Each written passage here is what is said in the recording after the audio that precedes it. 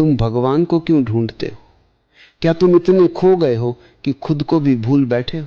यह एक सरल प्रश्न है, पर उत्तर सरल नहीं है, क्योंकि उत्तर तुम नहीं देना चाहते, तुम सिर्फ भरोसा करना चाहते हो।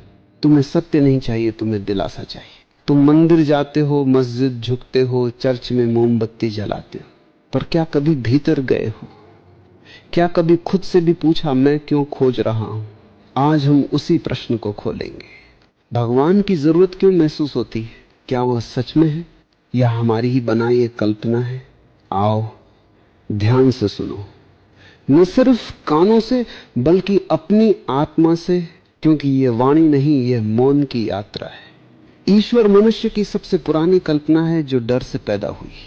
बचपन से हमें सिखाया गया भगवान देख रहा है, वह तुम्हारे हर कर्म का लेखा जोखा रखता है। अगर तुम गलत करोगे तो नरक मिलेगा, सही करोगे तो स्वर्ग। क्या ये कोई प्रेम है या सिर्फ व्यापार? ध्यान दो, ये एक मानसिक गुलामी है, एक डर का व्यापार। तुम्हारे मां बाप ने डराया, गुरु ने डराया, धर्म ने डराया, और अब तुम उसी डर से झुके हो भगवान के नाम पर। सच तो यह है, तुम्हें भगवान नहीं चाहिए था, तुम्हें सुरक्षा चाहिए थी, तुम्हें सहारा चाहिए था, तुम्हें कोई ऐसा चाहिए था जो तुम्हारी जिम्मेदारी उठा ले।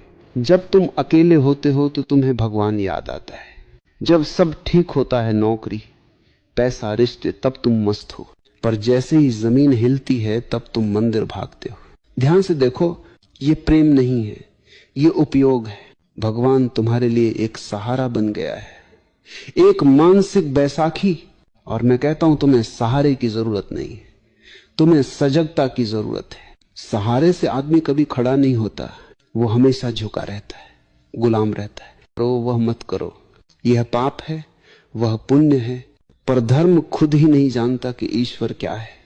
धर्म सिर्फ शब्दों से भरा है, किताबों से लदा है। किसी ने उपनिषद पढ़ा, किसी ने कुरान, पर किसी ने खुद को नहीं पढ़ा। और जब तक तुम अपने भीतर नहीं झांकते, तब तक भगवान का कोई अर्थ नहीं है, क्योंकि भगवान कोई शब्द नहीं है, वह एक मौन की अवस्था है। ध्यान कोई क्रिया नहीं, एक उपलब्धि नहीं, यह घटित होता है जब तुम बैठते हो बिना उद्देश्य, बिना आकांक्षा।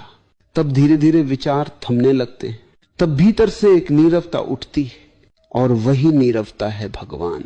नहीं, कोई मूर्ति नहीं, कोई नाम नहीं, कोई धर्म नहीं, वह बस एक अनुभव है।